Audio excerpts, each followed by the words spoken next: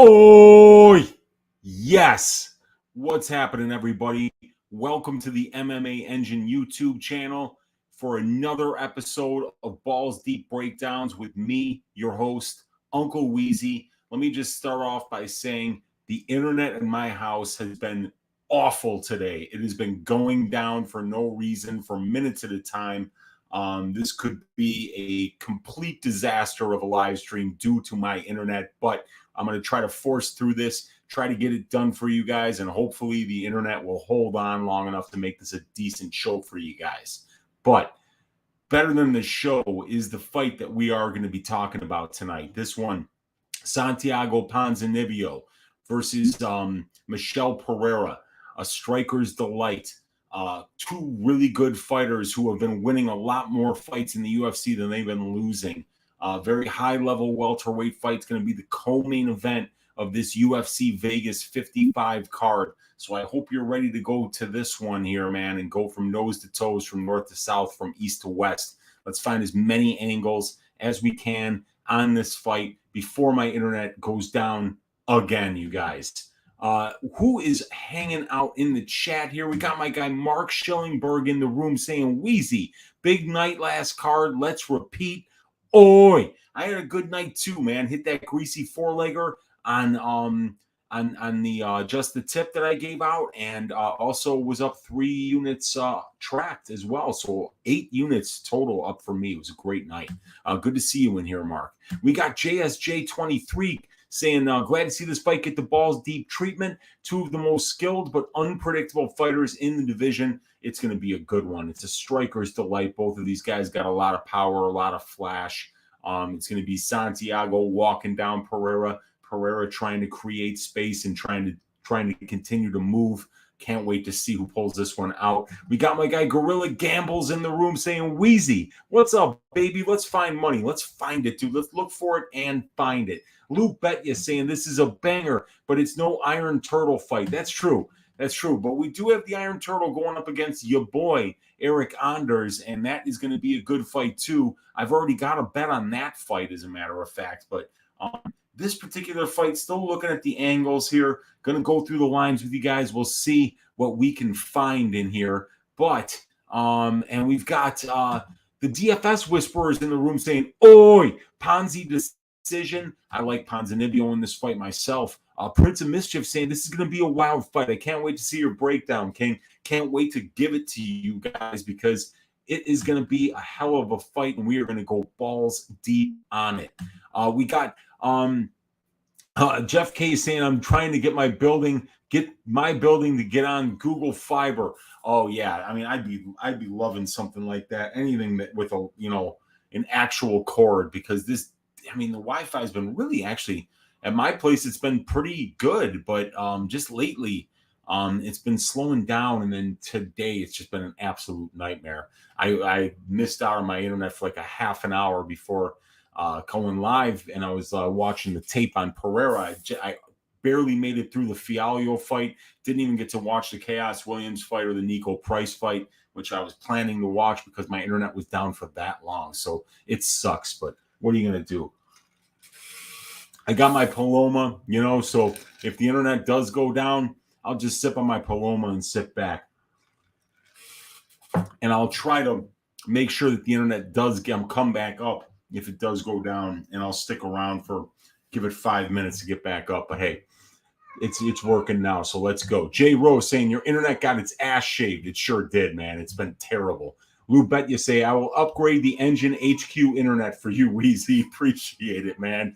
DFS by the numbers saying, oi. And you got to check out in the link. Me and DFS by the numbers did a main event breakdown on the MMA Engine channel earlier today. So we went balls deep on Holly Holm and Lorenzo Lamas' twin, Ketlin Vieira. That's going to be a good main event. We are both on Holm for that particular fight, but on this one, we're going to have to find out who we like. We got my guy F. Carrillo grinding it out here in the room, always on that oil and gas grind. Good to see you in here, Mr. Carrillo. It's good to have you always. My guy Dan Goldstein saying, the internet got our poor Uncle Weezy in Bigfoot blur mode. Let's stack them. Yeah, man, oh, God, I hate this internet. It looks like it's doing better now, but either way, man, we got to hope it holds up for the whole stream here. Paul Brassfield saying, "Oi, Uncle Weezy, the online books are up in my location and the Parlay King is ready to cash in big again." Well, let's find some spots, Paul. Let's go. F. Carrillo saying, "Can't dono?" No, we cannot do it on the MMA Engine YouTube channel just yet, but we have to get to 1,000 subscribers, and we are already over 800, you guys. So thanks to all of you who have liked the videos, who have subscribed to the MMA Engine YouTube channel thus far.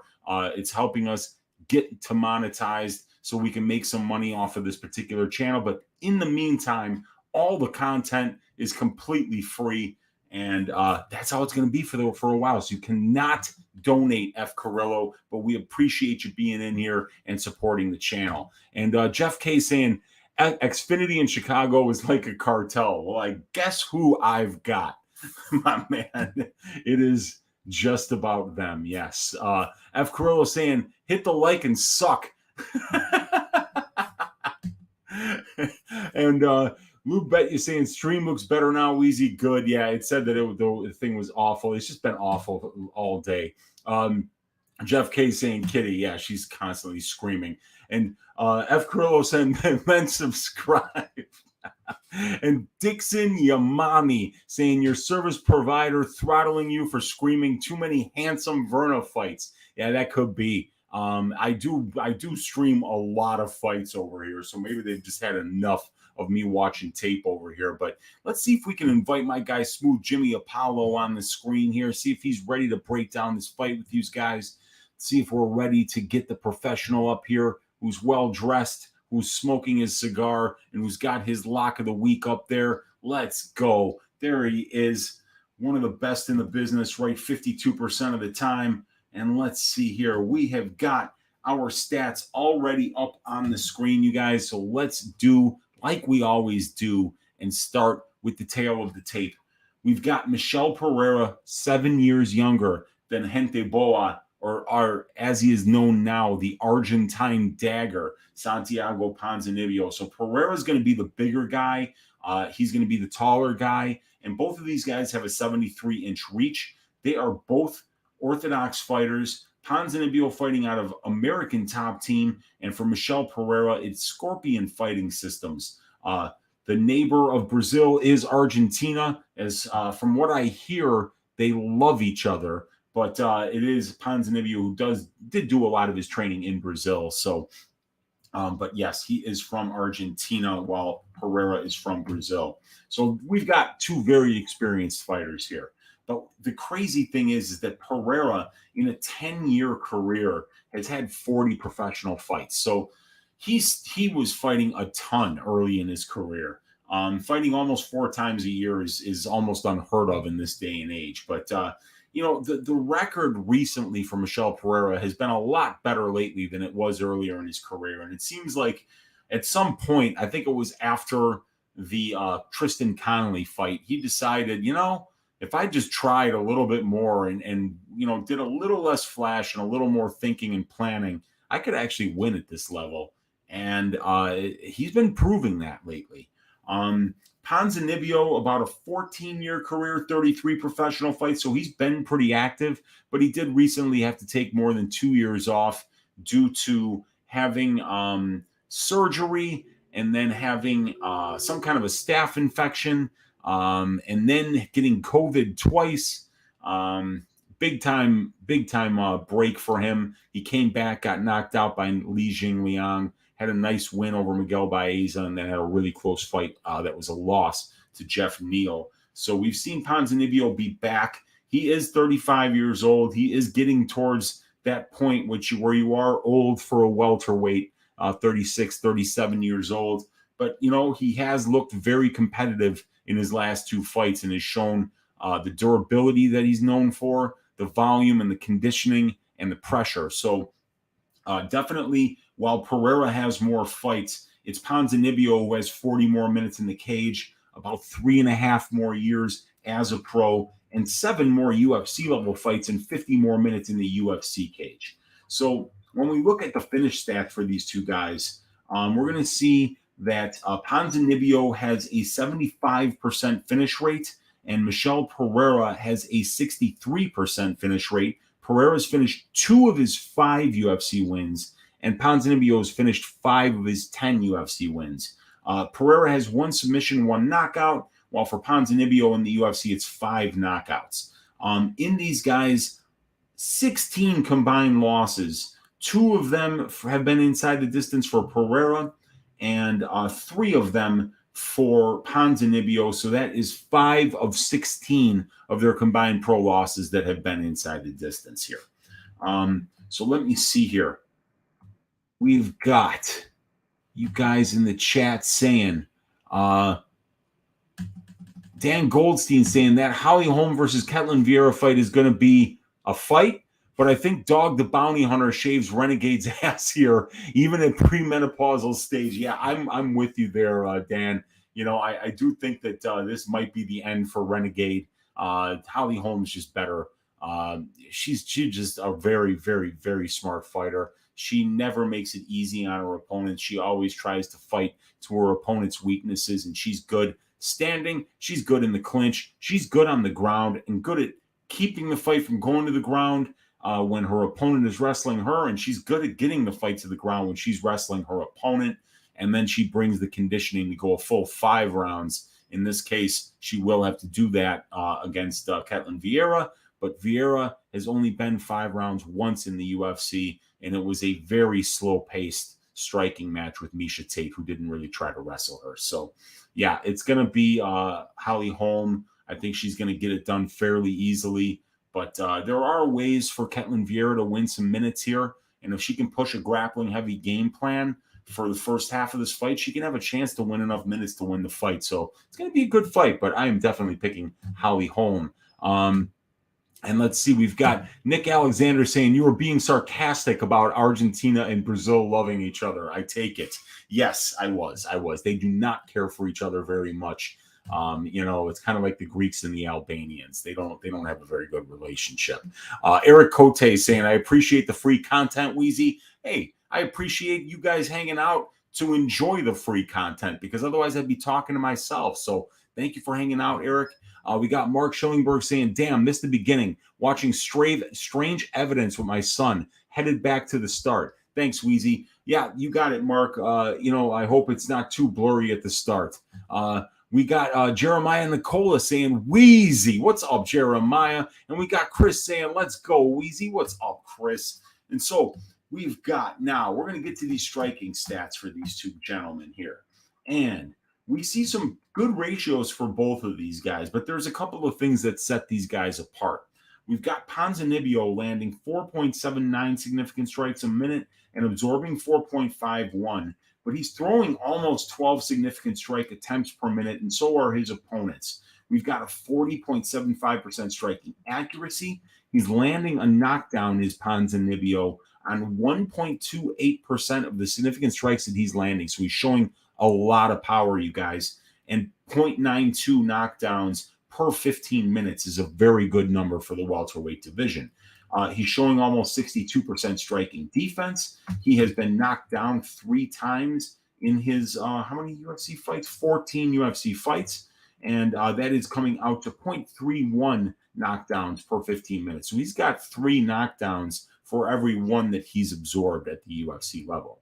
Pereira's ratio is a little bit better, as he's landing 4.71, but only absorbing 3.24 significant strikes per minute. So that's 1.5 more that he's landing than he's absorbing. And he's throwing a little more volume than his opponents at 8.5% thrown to 8.1 that his opponents are throwing. So he's throwing about 0.45 more per minute than his opponents are, which is good. He's landed 2 knockdowns in 7 fights, 0.33 knockdowns for 15 minutes, and he's never been knocked down as a pro.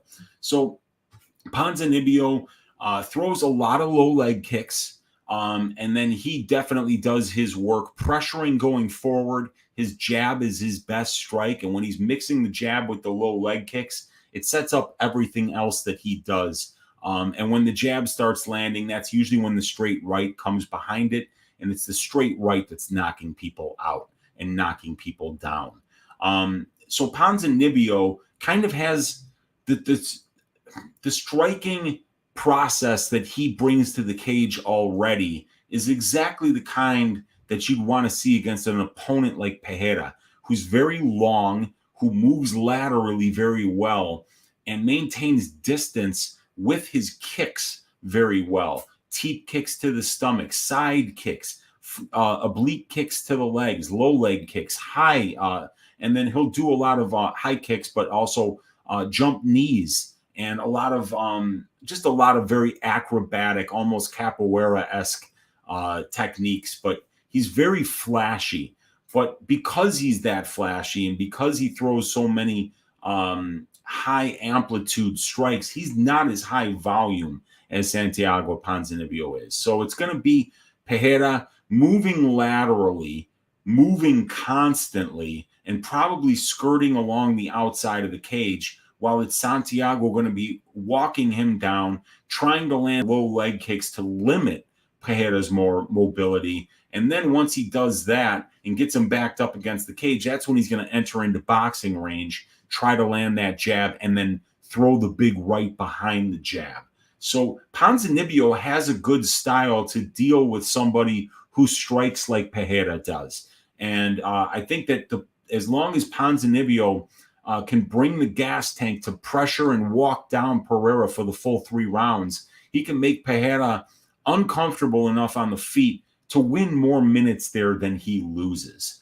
In the grappling, though, interesting here, right? So we've got, it's definitely Pereira who's doing more with the grappling. We see that he's landed 11 takedowns in 7 fights on only 20 attempts. So he's getting 55% of his takedowns in the UFC.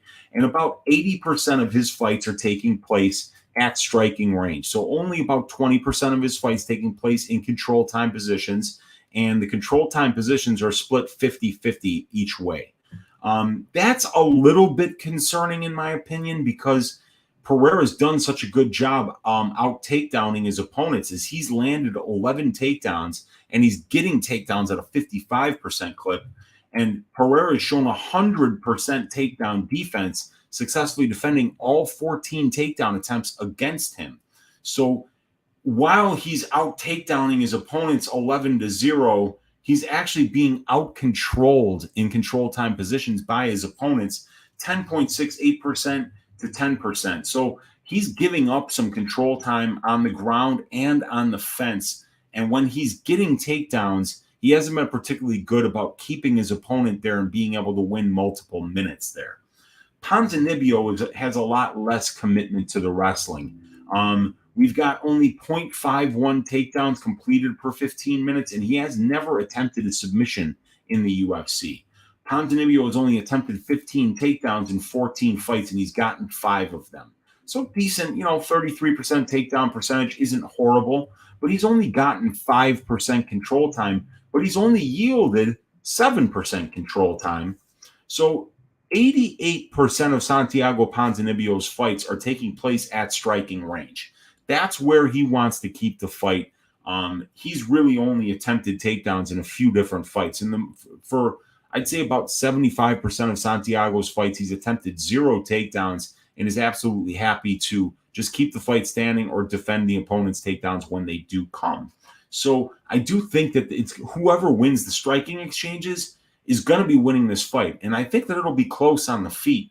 So if either one of these guys is able to mix in takedowns to win the last 30 seconds of a close round, it could absolutely be a spot where it's enough to tilt the judges one way or another if this striking battle is as close as it could be on paper.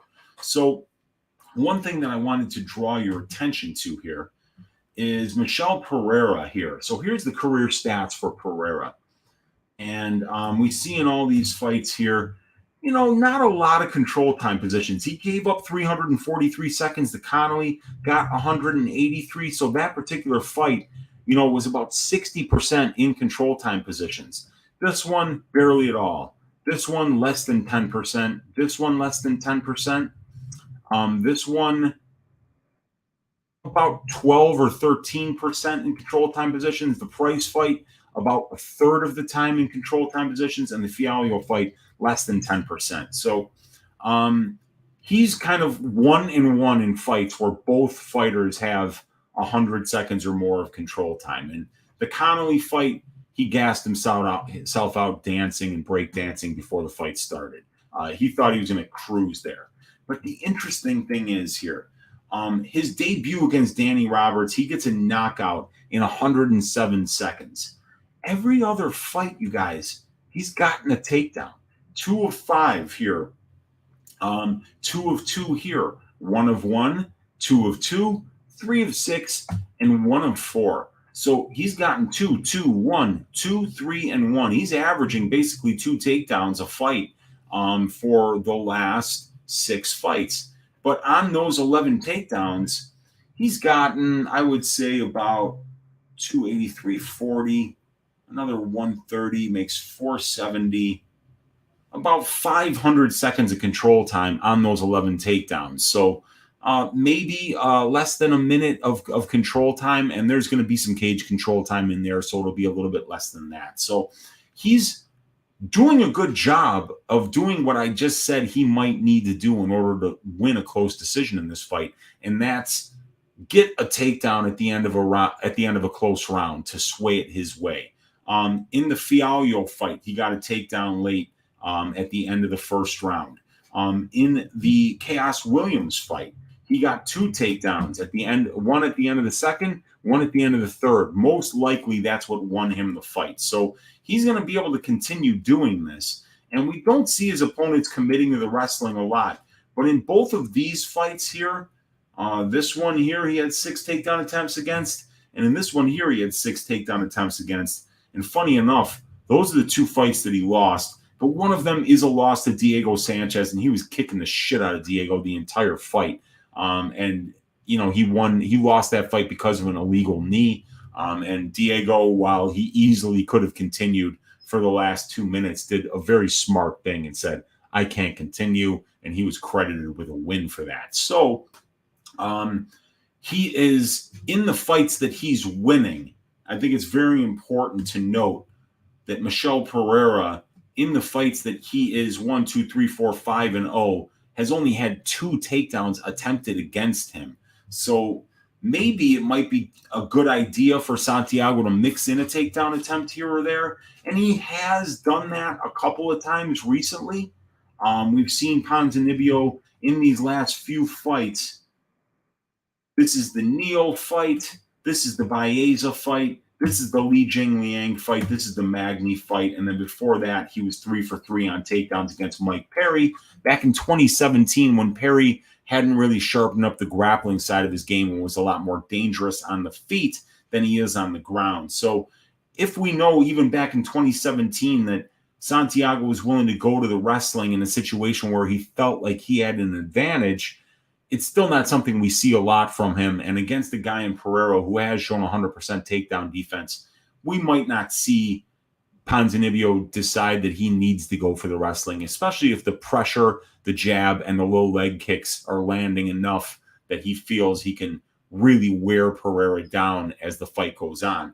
And I think it's very important to note that Pereira trying to wrestle, Pereira constantly moving laterally, throwing all these spinning and jumping knee and leg attacks is gonna make Pereira the one that's going to be more likely to wear down at the end of this fight. Unless he's landing big shots early in the fight that get Santiago's respect and cause Santiago to think twice about pressuring him, I think Santiago can really kind of like gather momentum like a snowball rolling downhill. As this fight goes on, I think it's going to be better and better for Santiago if the pressure's working, if the low leg kicks are landing, if the jabs are landing, and if Pereira is having to move a lot more than Santiago is while he's being defensive. So, and we can also note here that Santiago is just not 118 seconds seems, yes, over all these fights, the most amount of control time Santiago has ever had is 118 seconds, less than 2 minutes in 14 fights. So he's not a master of getting control time, while Pereira, 508, or I mean, no, that's not Pereira. Pereira has gotten some control time here, 44, 167, 81 is over a minute, 11, 49 is also almost a minute, 3 minutes against Connolly here, 2 seconds against Danny Roberts. So, so that's where we are with the striking and the grappling. I feel that if there's one fighter that has a better chance to win some minutes at the end of rounds, close rounds with grappling, it's probably going to be Pereira, because Ponzinibbio has only shown 60% takedown defense thus far in the UFC, and he's not seeing a lot of wrestling. Only 28 takedown attempts against in 14 fights. So Ponzinibbio hasn't really been tested with the wrestling, and Pereira is averaging almost 3 takedown attempts per fight. So we can expect Ponzinibbio to see about the average in terms of what he's seeing per fight in takedown attempts, maybe a little bit more. But, I just think that Pereira will be the more likely guy to win minutes on the ground with the wrestling and the top control here. When we look at the strength of schedule stats here, it's Santiago Ponzinibbio pretty much everywhere. He's got the better ratio of 1.89 in comparison to Michel Pereira's opponents, 1.46. So he's fighting more experienced opponents. The average record of a Santiago Ponzinibbio opponent, 7.3 wins, about 3.8 losses, while the average record of a Pereira opponent, 5.43 wins, 3.71 losses. And in the wins, we see that the ratio of the opponents of Ponzinibbio and his wins is 1.97, while it's 1.82 for Pereira. And it's just a more experienced competition, about 5.4 more fights on the aggregate per opponent for a Santiago win over compared to a Pereira win. So the average guy that Ponzinibbio beats in the UFC has 7.7 wins and just under 4 losses, while for Pereira, it's 4 wins and 2.2 losses. And then they're both losing to quality competition with over 500 records. But it's Ponzinibbio who's fought the better brand and more experienced competition. He's beaten the better brand and more experienced competition, and he's lost to the better brand and better and more experienced competition here. So Ponzinibbio, in my opinion, has got the strength of schedule advantage. He's got the conditioning advantage. He's got the high-level experience advantage. With Pereira, it's going to be the explosiveness, the size, the ability to win minutes in the grappling, and just the flash, in my opinion. But I think Ponzinibbio's style is a great match for Pereira's weaknesses. And Pereira's weakness is that he needs space to operate. And when his opponents don't commit to pressuring him, it makes it very easy for him to set up very explosive distance strikes that come from all different angles with a lot of different variety and have a lot of power on them. So I think Ponzinibbio does really well. One thing that makes Pereira uncomfortable, and that's the pressure, that's the walking forward, getting into boxing range, not allowing Pereira to use that size, to use that length, to use that explosiveness advantage and athleticism advantage that he has pretty much over all of his opponents at 170 pounds. Let's see what you guys are saying here in the chat. We got Burgundy Bets in the room. What's happening, my man? Good to see you in here. We got Kevin Atari saying, Uncle Weezy, I love you. Put 1K on Tracy decision, then put the 2 on Torres. 3.5K right now. Going to put it all on the next ass shaving. Let's go. Kevin, I'm so happy to hear that that's working out for you, man. I'm glad you're making money, and let's keep stacking them like flapjacks. I've got a couple ideas what I'm going to go with for the ass shaving of the week this week, but we will find out tomorrow night, 10 o'clock on Uncle Weezy's YouTube channel. Stay tuned for just the tip. We've got Mushroom in here saying, Uncle Weezy, how are you tonight, sir? Got in late. We'll watch replay. Oi, what's up, Mushroom? Good to see you. Thanks for hanging out, brother. We got Jay saying Pons lost a few steps since return and doesn't seem to hit as hard anymore. Yeah, I thought that until the Baeza fight. And that Baeza fight was an absolute war, and he closed so strong and was really putting it on Miguel. it made me realize that there are levels, and when somebody like Ponzinibbio is committed and the durability is there, that the desire is definitely still there. He can be involved in a war and finish strong and want to win that last 30 seconds of the fight to get it on the scorecards. And I'm seeing that out of Ponzinibbio. And you need to see that when you're betting on a 35-year-old fighter or, against a 28-year-old fighter in Pereira, who still at this point of his career has his whole career in front of him and has a ton of experience, 40 professional fights at the young age of 28. So it's a great matchup. And if Ponzinibbio has lost a step, then I think Pereira will take care of him. I'm not of the opinion that Ponzinibbio is done now, though, yet. I thought he bounced back great in his last 2 fights from a lackluster performance on Fight Island against Li Jingliang. Dan Goldstein saying, I like that Michel has toned it down and turned it into a decisionator as of late. It's easier to back him when it doesn't look like he's auditioning for Abby Lee on Dance Moms pre-fight. Oh, yeah, I know, man. Absolutely. And I think somebody said, I think it was, I was watching the Die Hard MMA podcast today with Clint and Matthew Holt, and I think one of them said, yeah, I think Michel decided that winning's important now. It's not just being flashy and putting on a good show for the crowd. It's, I make more money when I win, and I've got the skill set to fight smart so I can do that. And he's figured that out now, and he's become really good at winning minutes. And when you look at that, he's gotten a takedown in every fight since the Danny Roberts fight, goes to show you that he is willing to mix in his wrestling and grappling in order to win minutes. And just showing that he's willing to do that shows the commitment to winning minutes. And I think that's, as a gambler, you really need to see that out of the fighters that you're betting on. Otherwise, what you're doing is you're saying, yeah, I'm betting on this guy and I think he's got a puncher's chance. Or yeah, I'm betting on this grappler. I think they got a chance to get a submission. But are they doing the necessary things rounding out their game to make sure that they're funneling their opponents into their own strengths rather than away from them? And I think Pereira is learning how to do that. He's learning how to put together his mixed martial arts game so that he can be not just a moment winner and landing a big flashy strike, but also a minute winner when those flashy strikes aren't landing. And that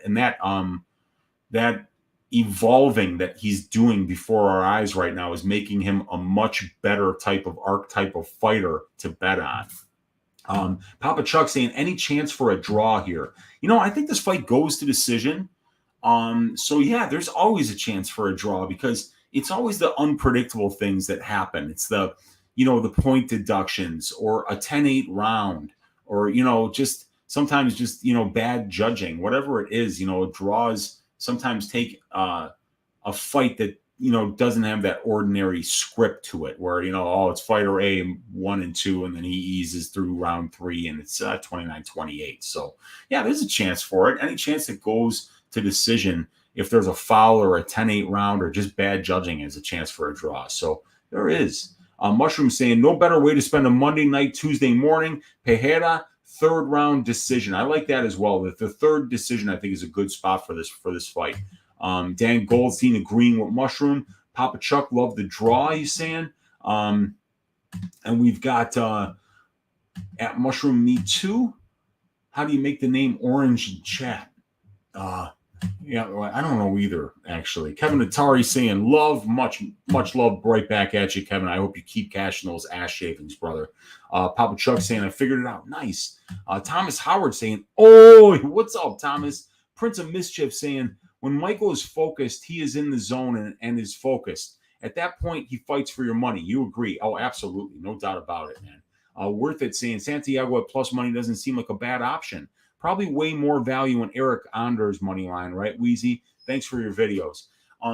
So I've got to bet on Anders. I saw him at plus 205, and it just doesn't make any sense to me. As a stat guy, I look for things that, I look at the stats in wins, and I look at the stats in losses, and I see if there's something that I can see in there that leads me to believe that one fighter has got a path. So I was looking for Eric Anders, and I was looking for a path there, right? and I found one.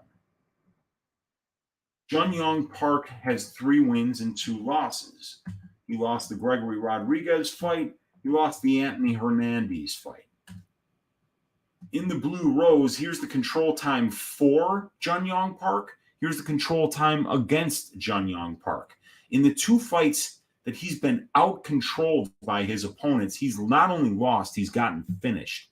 And in all 3 fights that he's won, he's out-controlled his opponents by at least 3 minutes in each one of those 3 fights. So Jun Young Park has really good boxing, but he excels when he's able to take his opponents down and win minutes on the ground or win minutes on the cage, in addition to winning minutes in the stand-up and with his boxing. Because the problem is Jun Young Park's very hittable, and he's got a great chin, and he trusts it. But if he's on the feet too long, he risks getting his face boxed off. And against guys like Rodriguez and Hernandez, who were able to grapple him, and let's notice over here that he gave up 8 takedowns in 13 attempts in his 2 losses. And now that our guy, your boy Eric Anders, is training over at Fight Ready, he's going to the wrestling a lot more. Look at the takedown attempts: 1, 4, 7, 5, and then 4 fights straight where he had only 2 combined takedown attempts. But he's had 10 takedown attempts in a fight, 11 takedown attempts in a fight, and he's getting control time in a lot of these fights, you guys. Here, he outcontrols his opponent here. He outcontrols his opponent here. Outcontrols his opponent here. Outcontrols his opponent here. And you see that he is 2-2 and the no contest. But the losses are against Jotko, who's a great minute winner, and Santos, who's a one-punch knockout artist. And that's what happened, was he got knocked out in the 3rd round there. So, yeah, right at the end of the fight, too.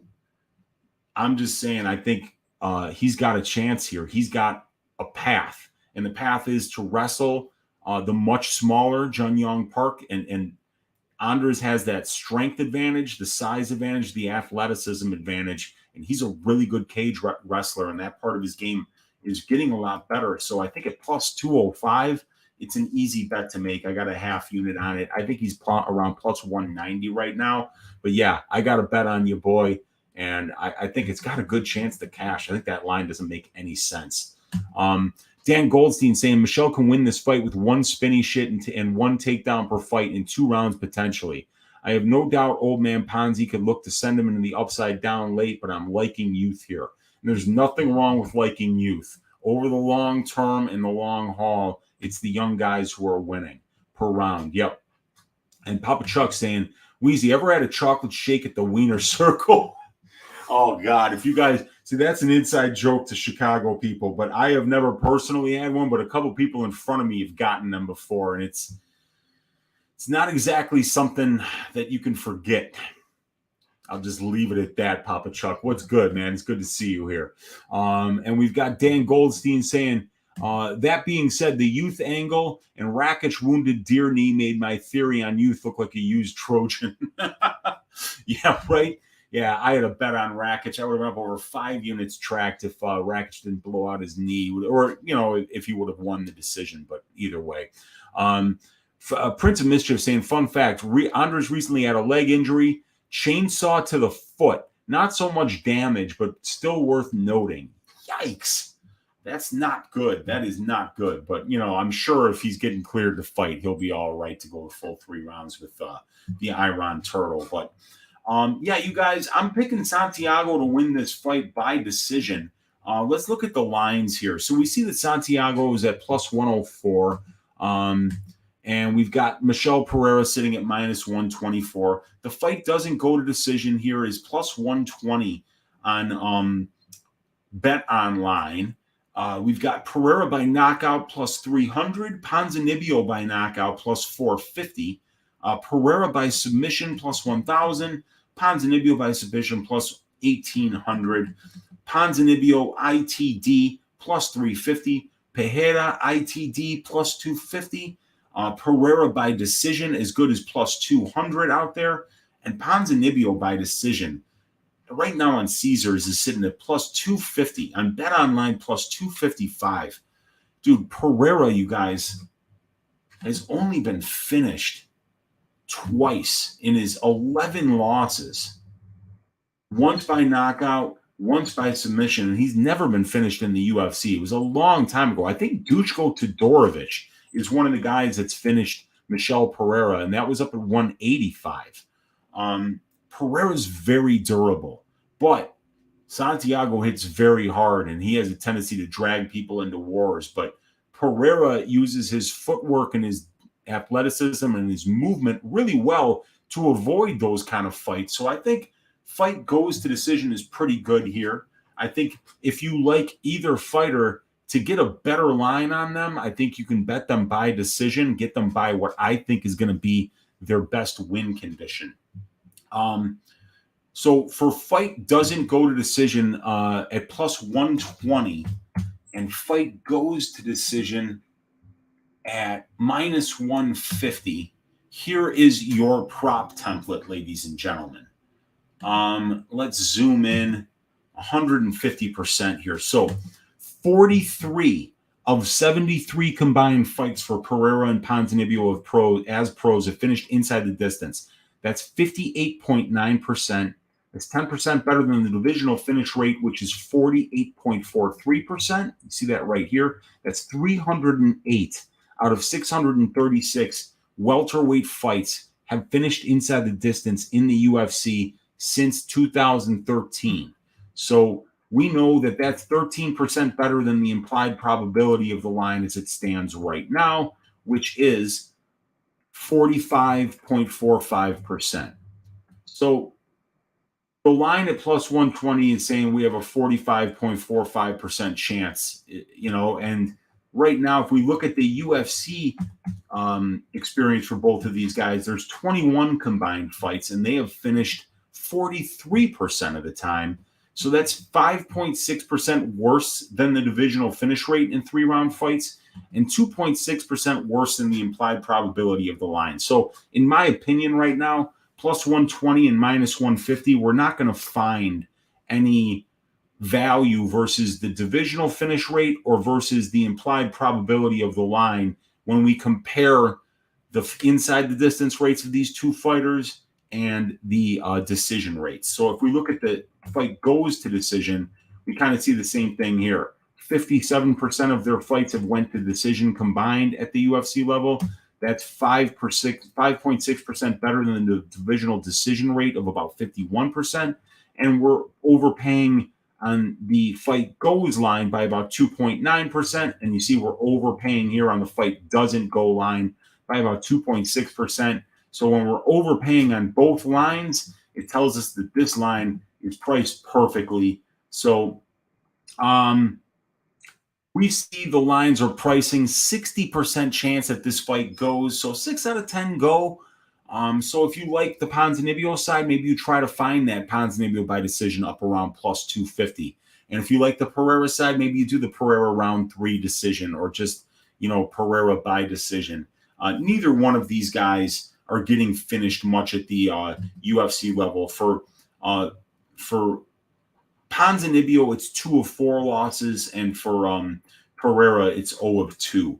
So 2 of 6 losses have been inside the distance. That's not very much. And when you look at the level of competition that Ponzinibbio is losing to, one of them is against Li Jingliang after a 2-year layoff, and the other one was, I believe, against Lorenz Larkin back in the day, a long time ago. And we know how hard Lorenz Larkin hits. So, yeah, I think that the fight goes to decision, although I don't think at minus 150 it's anything that we have to run to the window to bet. I'm leaning with the pressure, the boxing, the low leg kicks, and the commitment to do those things of Ponzinibbio, the better strength of schedule, the guy that's fought the better brand of competition and been in more wars. But I also believe that Pereira, if you're on that side, you can hang your hat that he is going to be longer. He probably will be landing the more explosive strikes, the more eye-catching strikes, and that he will be the one that's more likely to mix in the wrestling to win minutes at the end of close rounds. So it's a very close fight. I like the plus money on Santiago, and I think the call is going to be Santiago Ponzinibbio by decision, you guys. Let's see what you guys are saying here in the chat before we get out of here. And let's see. Jeremiah Nicola says, Rakic was my final leg for 3 parlays. Yeah, and then your final leg tears its ACL. That's the fight game, you guys. That's what we bet on. It's a tough game to win at. The Cuban Assassin saying, talking about youth, what's up with these ring girls? It's time to have chocolate. It's time to have the Chuck Liddell talk with them. Oh, it's hilarious. Aman Zaman saying, Uncle, you're echoing. Uh-oh, that's not good. I don't know why that's happening, but that should never happen in here. I have the anti-echo always on StreamYard. It must be my absolute garbage internet today. Mushroom saying, was there a TV show about that place, the Wiener Circle? They made one. I don't know if anybody watched it, but they did. And then Goldstein saying, LOL, Cuban, you leave Auntie Ariani Celeste alone, you bastard. And Flavor Blasted Butthole saying, have we talked about Holmes yet? We will be talking about Joe Holmes, Ugly Man Holmes, tomorrow night on Just the Tip. But yeah, that's a fight that's very likely not to see the scorecards. Fight doesn't go to decision, a pretty good bet there.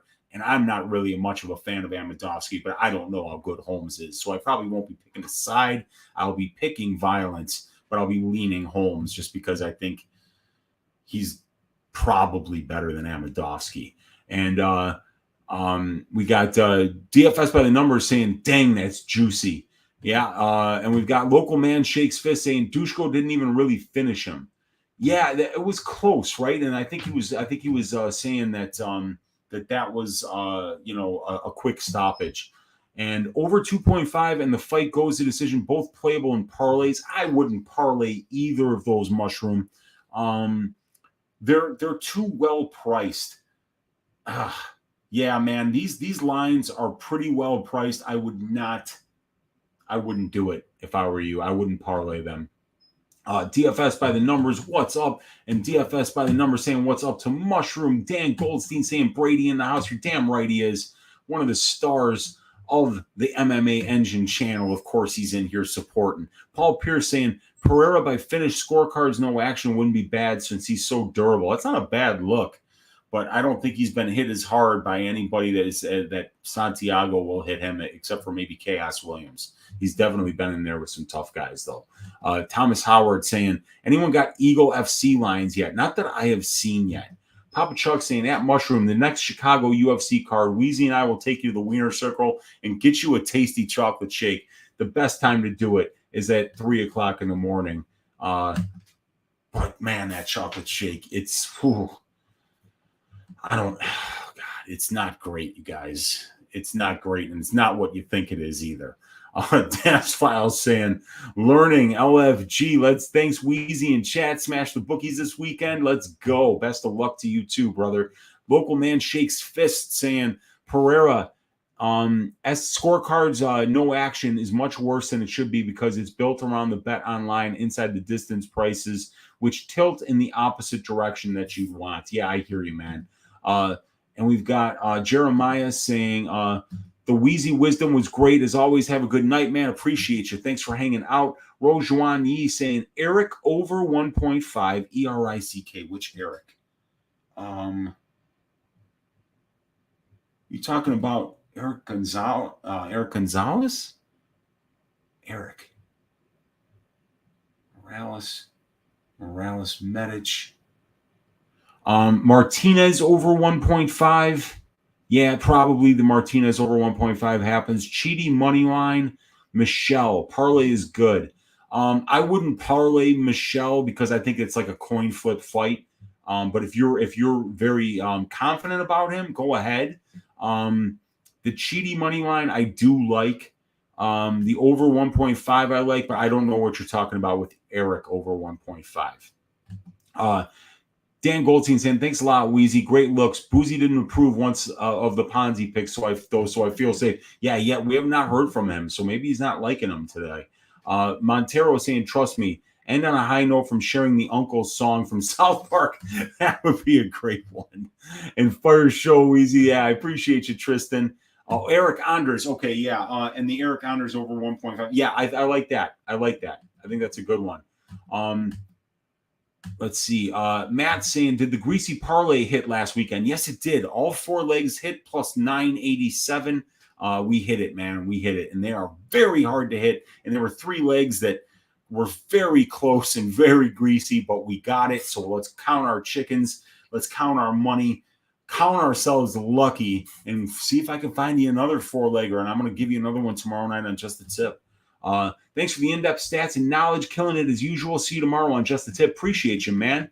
And Papa Chuck saying, great show. Let's go. Let's go. Oi. Worth it saying, you've been killing it. Hope you bet Nascimento fight goes the distance. Thanks for them flapjacks. I owe you, man. Oh, you're good, man. Thank you for watching.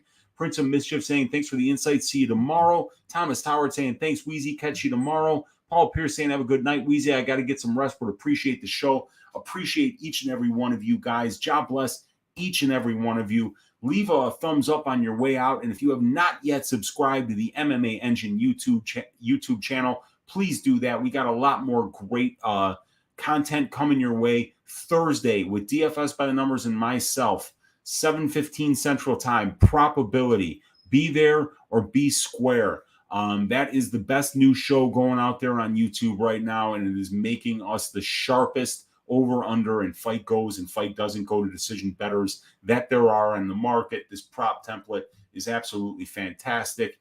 So we're going to be going through all 11 fights with the prop template and finding our spots. That's how I got the greasy 4-legger done last week. Was 3 of them were over under 2.5s or 1.5s, and the prop template led us in the right direction all 3 times. Tomorrow night, 10 o'clock Central Time, Uncle Weezy's YouTube channel for Just the Tip. Going to take you through all 11 fights, give you a greasy 4-legger, finish with Uncle Weezy's ass shaving of the week. But until then, you guys, the only order of business left is to stack cashed tickets like flapjacks for UFC Vegas 55. Let's do it, you guys, and I will see you tomorrow night on my channel. God bless each and every one of you. Take care.